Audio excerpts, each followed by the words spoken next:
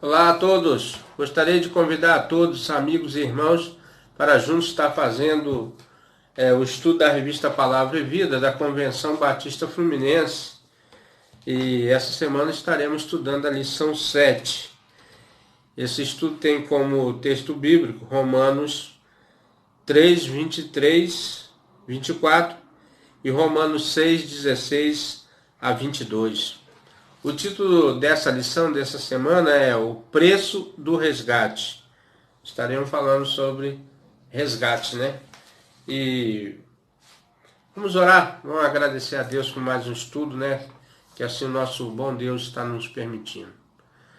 Pai querido, Deus eterno, soberano Deus, Pai de nosso Senhor e Salvador Senhor Jesus Cristo, pela qual nós usamos, Senhor, a Tua palavra para anunciar e para que as pessoas ouçam o Teu Evangelho e creiam no poder de Deus e pela qual o Senhor nos resgatou do mundo do pecado para o Seu reino, o reino das luzes.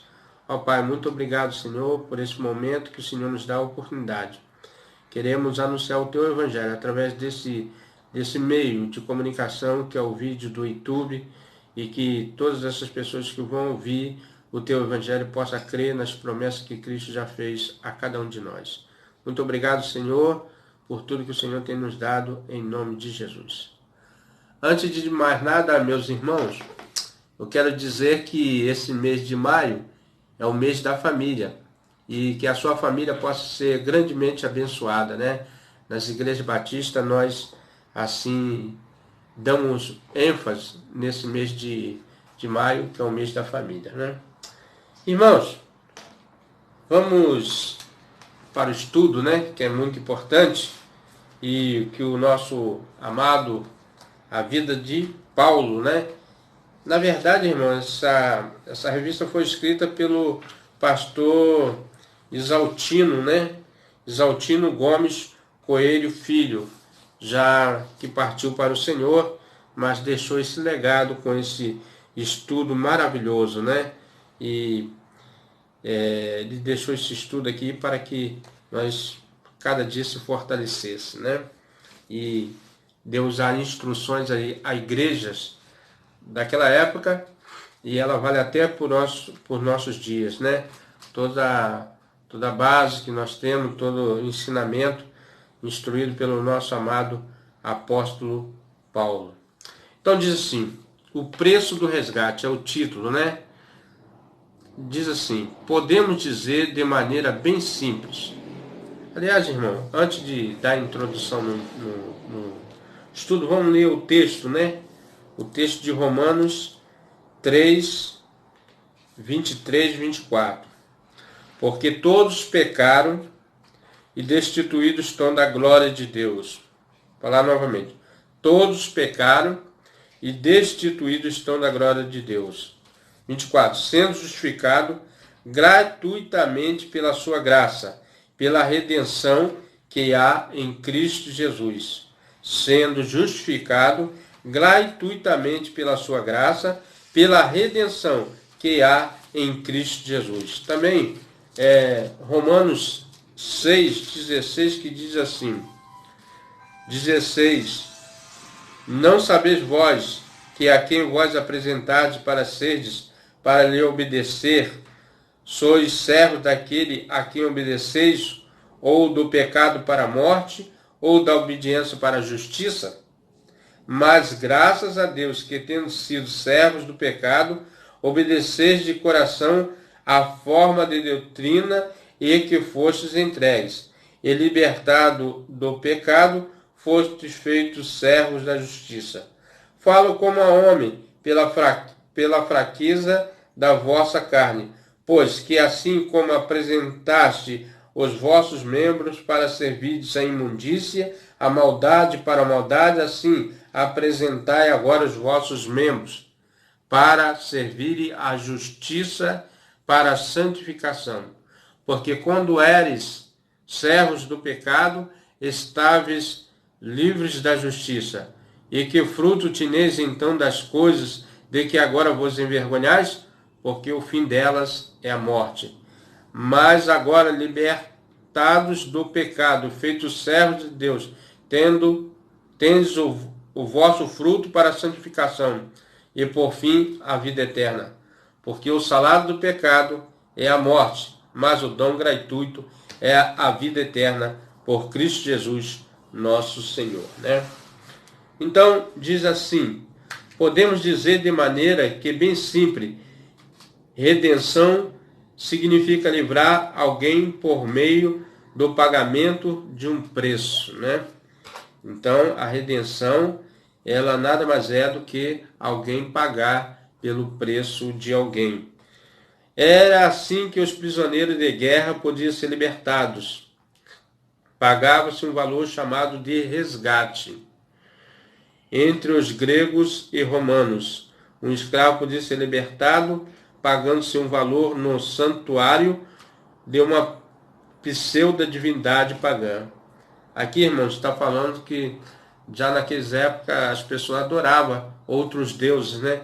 Os deuses pagãos. O processo se chamava redenção e o preço se chamava resgate, né? O processo é redenção, vem desse termo, né, do grego, e o preço se chamava resgate, né? Olha só que coisa interessante. Esta é uma das metáforas de Paulo para a obra salvadora de Cristo, nessa figura de linguagem. Ele também associa redenção como resgate. Deixa eu pesquisando aqui, né, sobre o que é metáfora, né? E diz assim, designação de um objeto de qualidade, mediante uma palavra que designa outro objeto de qualidade que tem como primeiro uma relação de semelhança. Exemplo, né? Ele tem uma vontade de ferro, para designar uma vontade forte, como o ferro, né? Só para os irmãos estar entendendo o que é uma metáfora. Então, Paulo usou esse artifício, né? Essa metáfora de linguagem, nessa figura de linguagem, também associada a redenção com resgate. O termo grego para ambos é litron, né? Do grego, né? Litron, que se usava para o pagamento de resgate de escravo de guerra, né? Então era um termo que se usava para resgatar, né, esses homens. No grego clássico, na 14ª rapsódia da Ilíada, o termo litron é usado para recuperação do cadáver de Heitor das mãos dos gregos. Essa Ilíada aqui é tipo uma história, né? Um teatro, né? Que é uma história que da mitologia grega, né? Um dicionário grego define o termo assim: é aquilo que se oferece para libertar o resgate um homem de uma escravidão bárbara, né? Paulo usa apolistrosis, que também tem um sentido de livramento sob pagamento de um preço. Mostra o preço sendo a morte de Jesus, né? Então o resgate, Paulo ali está falando que aquele resgate dá-se como ensinamento a morte de Jesus. O termo ocorre 10 vezes no Novo Testamento, apenas 8 no grego clássico. Alguns teólogos estudiosos se chocam com a ideia de Deus negociar com Satanás, mas isso é uma metáfora e não uma realidade, né? Então Deus nunca negociou. Não há motivo para escândalo, é só uma metáfora que o nosso irmão apóstolo Paulo usou. Primeiro ponto, né, aqui da lição, irmão, o uso do termo redenção no pensamento bíblico. Qual é o pensamento aqui, né, na teologia sobre o pensamento bíblico? O Antigo Testamento foi escrito em hebraico. Olha só. Então, o Antigo Testamento é escrito em hebraico porque era para a linguagem daquele povo, né, dos judeus, os israelitas, né? E porque às vezes nós vamos ver assim, Israel e Judá, né?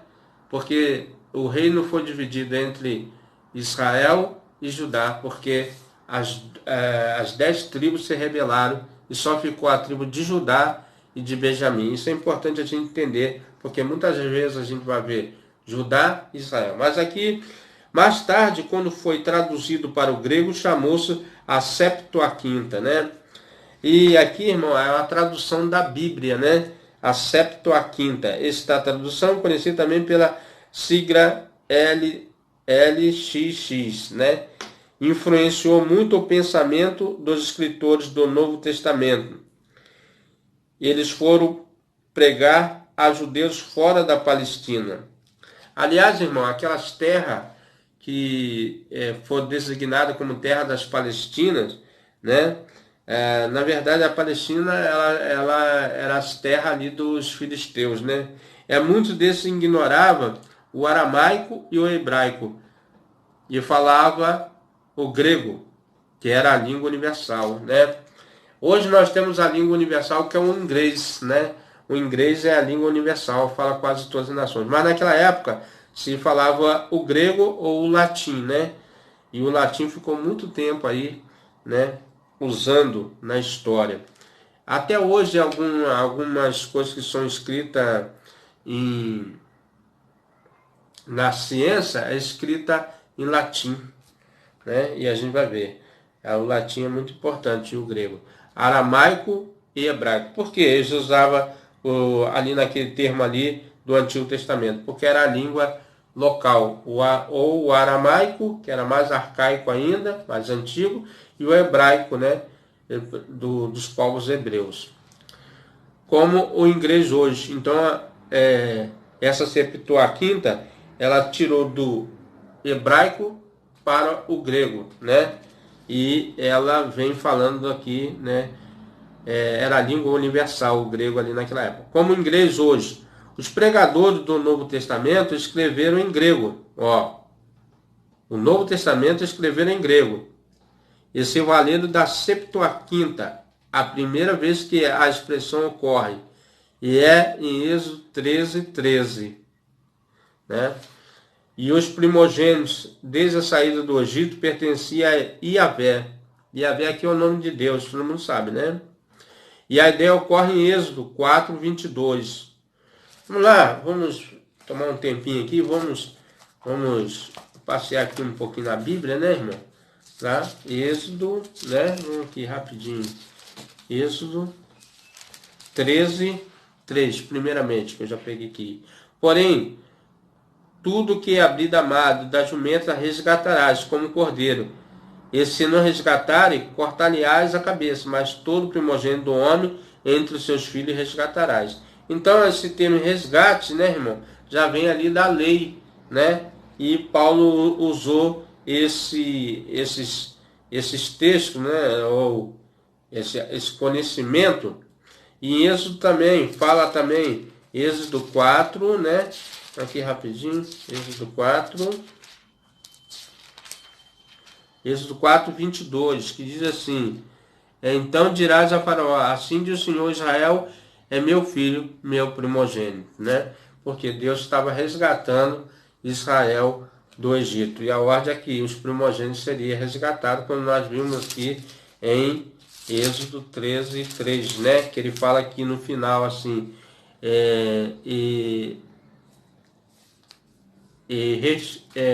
mas todo primogênito do homem entre os teus filhos resgatarás, né? Então, irmão, todo animal primogênito é de Iavé. Primogênito, né, irmão? Por que primogênito? Porque primeiro filho, né? Primeiro é o unigênito, né? Mas o jumento era muito necessário pela sua força física. Para o trabalho do campo, ele podia ser resgatado, ou seja, poderia ser pago um preço por ele, como lemos em Êxodo 13:3. Ao mesmo tempo que ele está falando de animais, ele também usa o termo como se fosse resgate do ser humano, né?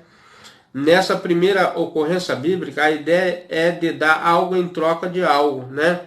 Então, o resgate em troca daquele animal, né? Ou daquela pessoa, né? Então, é uma troca, né? por exemplo, um cordeiro, por exemplo, resgate aqui é dar um valor para ser algo que fora da pessoa, mas que agora não era mais, né? A segunda ocorrência surge em Êxodo 21, aqui, já está aqui, tá aqui mesmo, pertinho, né? Êxodo 21, 28 a 30. Então diz assim: e se algum boi escornar homem ou mulher, que morra, e o boi será apedrejado certamente, e a sua carne você não comerá, mas o dono do boi será absolvido. Mas se o boi dantes era escorneador, e o seu dono foi conhecedor disso e não o guardou, mas matando o homem ou a mulher, o boi será apedrejado, e também seu dono morrerá. E se lhe for imposto resgate, então dará como resgate da sua vida tudo quanto lhe for imposto. Então, irmão, esses textos aqui podem parecer meio complicado, né? Quando falaram de escornear os bois, mas é que aqui era a lei, então tudo tinha umas regras, né? E se aquele pessoa que matou e se o dono quisesse o resgate, então era usada essa lei aqui. E se lhe for imposto o resgate, então dará como resgate a sua vida tudo quanto lhe for imposto, né? Ou quanto tudo que for pedido, no caso aqui, né? Então diz assim, um cordeiro, a segunda, como não era um homicídio doloso, o dono do boi podia pagar um valor, né? Quando não fosse um crime doloso, ou com intenção de matar. Em hebraico, kopler, para redimir sua vida ameaçada. O princípio da lei mosaica era vida por vida, olha só, né? E ele, para não ser morto, pagaria um preço, né? Então, se alguém matasse, seria necessário que ele morresse também. Mas quando pagasse o resgate, ele estava ali, como dizendo, sendo absolvido daquele crime. Aqui é pagar um preço para ter vida, ó. E a pessoa era culpada, mas pagava um preço e se livraria da condenação. Então, é o termo de pagar pela sua condenação, né? Para ter a liberdade. Em Êxodo 30, irmão, vamos ver aqui o Êxodo 30 rapidinho, que diz assim, Êxodo 30, 12, diz assim: quando tomares a soma dos filhos de Israel, conforme a sua conta, cada um deles dará ao Senhor o resgate da sua alma, quando os contares, para que não haja entre eles praga alguma quando os contares. Então, o resgate da alma já está sendo pago também, né? Já tinha esse costume para resgatar a alma, né? E reaparece a ideia agora com o sentido de cobertura. Os israelitas eram recenseados temporariamente, provavelmente para se dispor deles algum serviço, né, oficial, e pagariam um resgate, um valor, isto é, uma taxa de imposto pelo direito de seres do Senhor, né? Que lei, né, irmão? Que maravilha. Com o tempo, a palavra também no grego litron, como no latim redimo, né? No grego litron e como no latim redimo. Olha só, uma pequena diferença do latim, do grego para o latim, né? Redimo e litron, né? Passou a ter a ideia de um preço pago para comprar um escravo ou um cativo, tornando-o livre. Então, aqui já na ideia de Roma, né, já tinha essa ideia. Pagava-se um preço, um resgate, pela redenção, pela liberdade, né? Na verdade, a palavra redenção quer dizer liberdade, do cativo. Em Hebreus 11, 35, 11, Hebreus, né? Vamos ver se a gente utiliza aqui. Hebreus 11, 35. Diz assim: e as mulheres receberam pela ressurreição de seus mortos. Uns foram torturados, não aceitando o seu livramento, para alcançar uma melhor ressurreição, né? E as mulheres receberam pela ressurreição dos seus mortos. Uns foram torturados e não aceitando o seu livramento, para alcançar uma melhor ressurreição. 11:35. O termo grego é traduzido pela versão revista revisada, o livramento, né? Os heróis da fé preferiram não ser livrados, né? Aliás, irmão, aqui, nessa época, muitos cristãos foram jogados nas arenas, né? E ao sentido de dizer assim, pela fé, né? A esperança que eles tinham de uma redenção melhor, eles rejeitaram. Por isso que diz que as mulheres receberam pela ressurreição os seus mortos, e uns foram torturados, não aceitando o seu livramento, né? Eles preferiram até morrer do que ser por um pouco de tempo passar ali em liberdade. Mas esta é a ideia, o livramento mediante o pagamento. Em Isaías 43, né? Isaías 43, vamos ver aqui rapidinho. 43:3, que diz assim: porque eu sou o Senhor teu Deus, o Santo de Israel, o teu Salvador, Deus dito por teu resgate, a Etiópia e Sabá por ti. Então Deus já está falando sobre resgate. Por exemplo, Yahvé diz que deu partes da África e Ciro como resgate de Judá. Ele livrou a nação do cativeiro, dando-lhe outras nações, né? Olha Deus trabalhando, né? Tem gente que acha que Deus não está trabalhando, que Deus está só de plateia. Não, Deus está agindo, Deus está trabalhando em favor de toda a humanidade, né? Agorinha mesmo Deus está trabalhando. O próprio Jesus falou que ele e o Pai trabalha até agora e ele também, né? O que diz a teologia? O que diz a teologia sobre o preço do resgate, ou a redenção, né? Ou o resgate, né? Muita gente pensa que teologia é algo complicado, né? Não é, né, irmão? A teologia veio para descomplicar. Não é. Ela nos ajuda a entender as verdades de Deus. Por isso fiquemos com uma definição teológica, né? Agora vamos dar a definição teológica da palavra redenção. Redenção. Redenção inclui tudo aquilo que chamamos salvação, né? Livramento. Então a redenção é salvação, livramento. Salvação, livramento do pecado, perdão dos pecados, justificação, santificação e vida eterna. Olha quanta coisa boa temos aqui, né? É o ato pelo qual a pessoa passa a ser de Deus. Então, nós éramos do pecado, era escravo do pecado, agora nós somos libertos do pecado e somos servos de Deus, né? Agora nós temos prazer de servir a Deus. Longe de Deus, a pessoa escrava do pecado.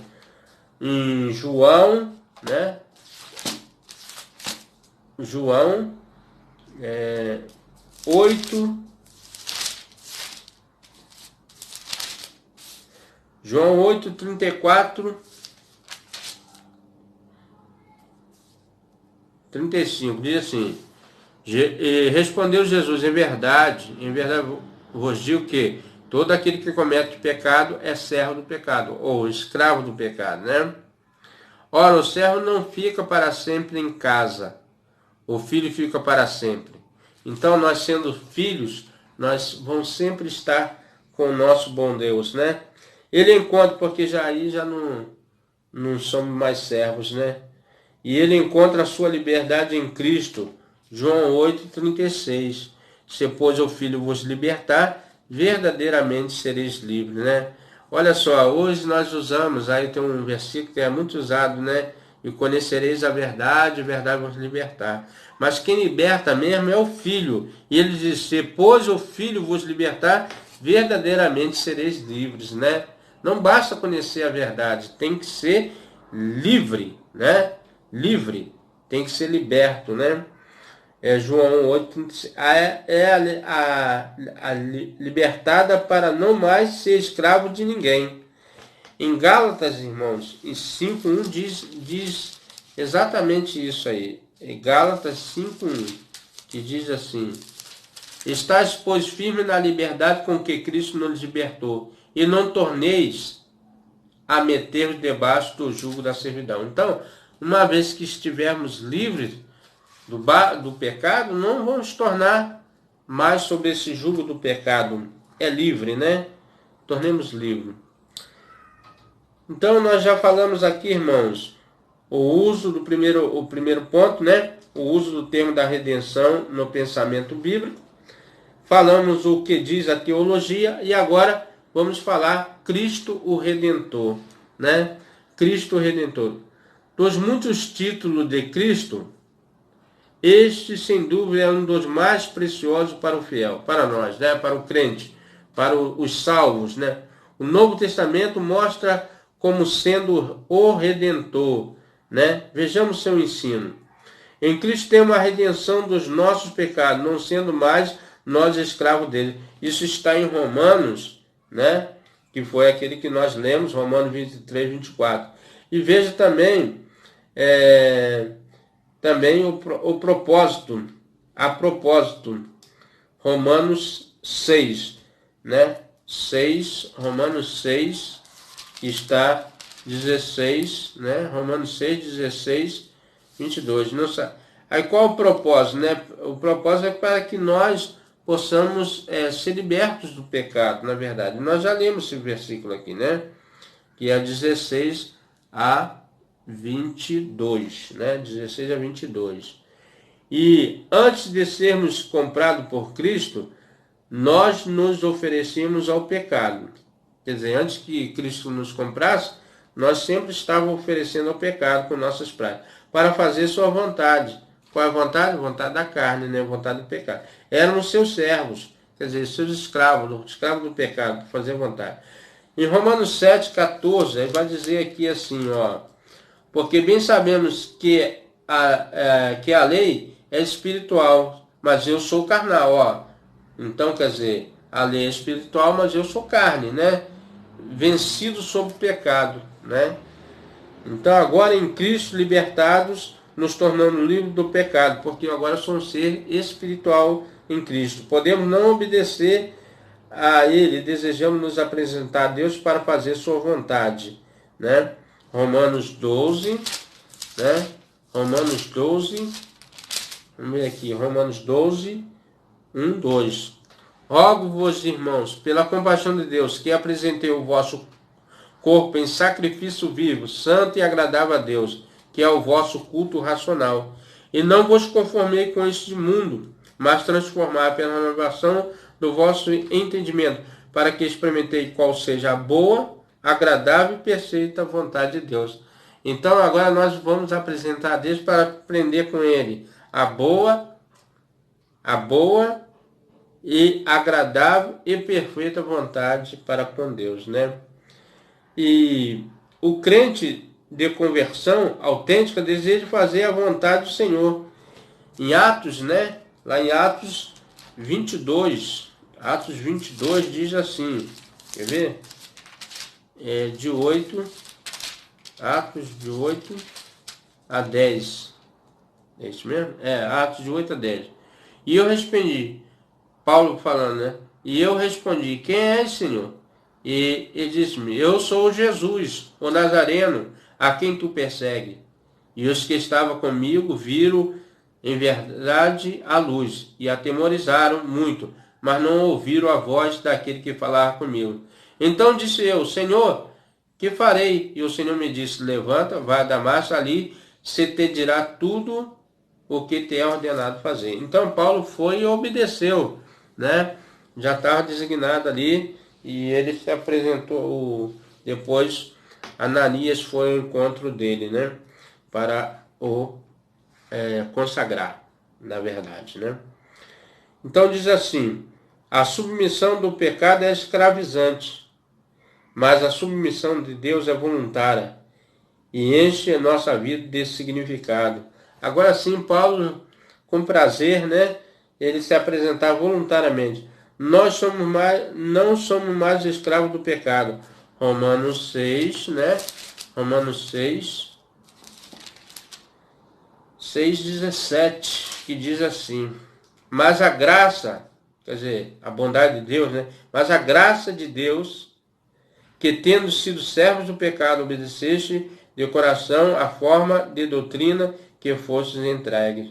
Mas a graça de Deus, que, tendo sido servo do pecado, obedeceste de coração à forma da doutrina que fostes entregue. O sangue de Cristo e sua morte na cruz foi o preço pago pela nossa redenção. Qual foi o preço, né, irmão? O preço foi esse, a morte dele, através do seu sangue. Ele derramou o seu sangue. Foi um sacrifício vivo, né, de Cristo por nós, aquele a ser derramado o seu sangue na cruz. Romanos 3:5 nos diz assim: e a nossa justiça, por causa da justiça de Deus, que diremos, né?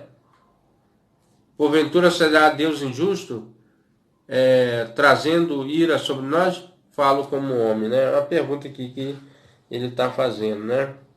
Então, não foi o pai quem obrigou o filho, mas o filho que se ofereceu a si mesmo, né?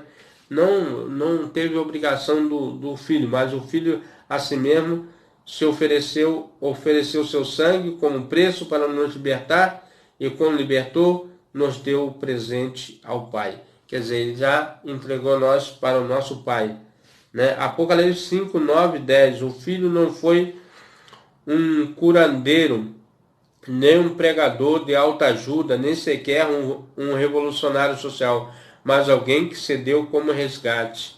Cristo não foi um revolucionário, qualquer pregador, um curandeiro. Não, ele foi a pessoa que se ofereceu para o resgate. O preço foi ele por nós. Marcos 10, 45, né?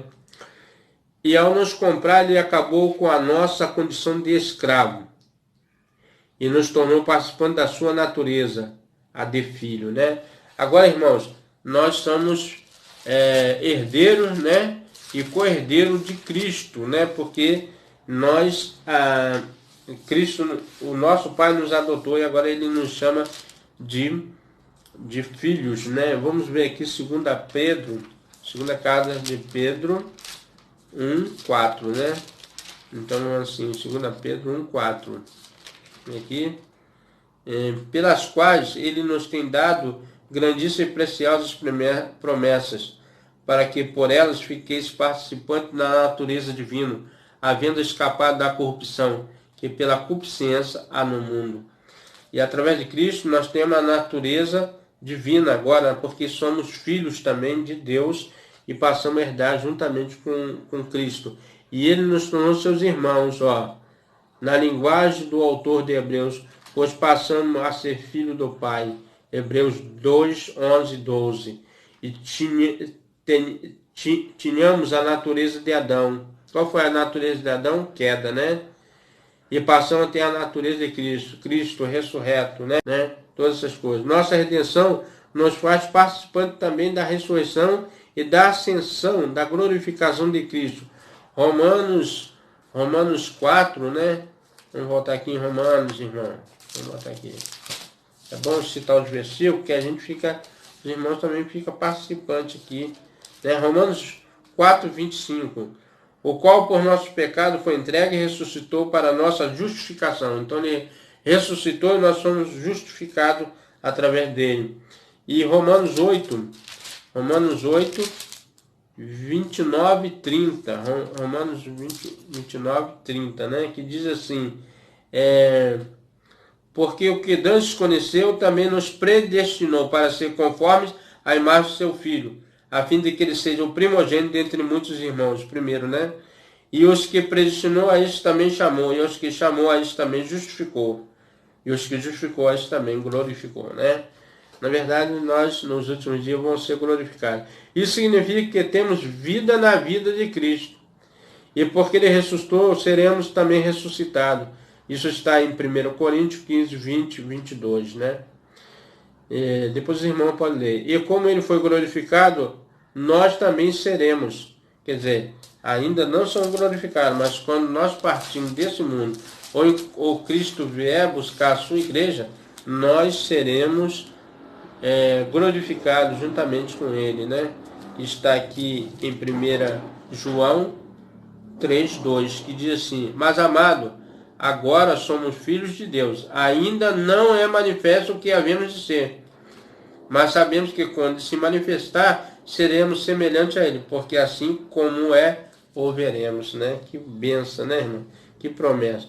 Ao efetuar nossa redenção, Jesus nos deu sua natureza vitoriosa, sua natureza ressurreta e sua natureza glorificada. Então, Deus, Jesus, nos deu na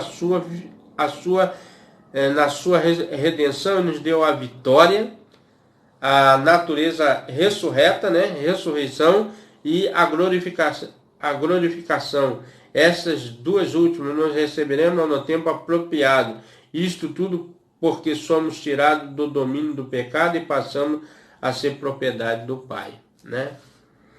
Então, irmãos, aqui nós encerramos esse estudo, né? Eu creio que os irmãos podem ter acompanhado e aprendido alguma coisinha, né? Que tem muitas coisas aqui, como é um estudo, né? Muitas das vezes não dá para a gente colocar, né, em um vídeo. Mas vamos falar aqui só um pouquinho sobre, para pensar, redenção, resgate é a essência da salvação. Significa somos comprados para Deus, como o texto de Apocalipse 5, 9, 10 já nos mostrou. Como consequência da nossa redenção, reconhecemos que somos o santuário do Espírito Santo e não mais escravos de alguém, nem mesmo donos da nossa vida, né, irmão? Então nós somos propriedade de Deus, santuário do Espírito Santo. 1 Coríntios 6, 19, 20. Nesse texto, corpus, o grego soma, que designa mais que a estrutura física, é o âmago do ser, da pessoa, seu centro volitivo e afetivo. Cristo faz a redenção de todos os nossos ser, para sermos do Senhor, né? Pensemos em 1 João 4, 4 e 5, 19. Somos do Senhor, aquele que está em nós. Nosso dono atual é o maior que o dono antigo. Qual é o dono antigo? O pecado, né? Satanás, que tinha nos preso ali. Nada de transgredir com o pecado. Já somos libertados. Lembremos de Gálatas 5:1. Para a liberdade de Cristo nos libertou. Permanecei, pois, firme, e não vos dobreis novamente a um jugo de escravidão. Que possamos permanecer com Cristo, né? Na graça, na liberdade de Cristo, né? Meu amigo, meu irmão, se você tem gostado desses estudos, venha conosco. Até o próximo estudo, se assim o nosso bom Deus nos permitir. Amém.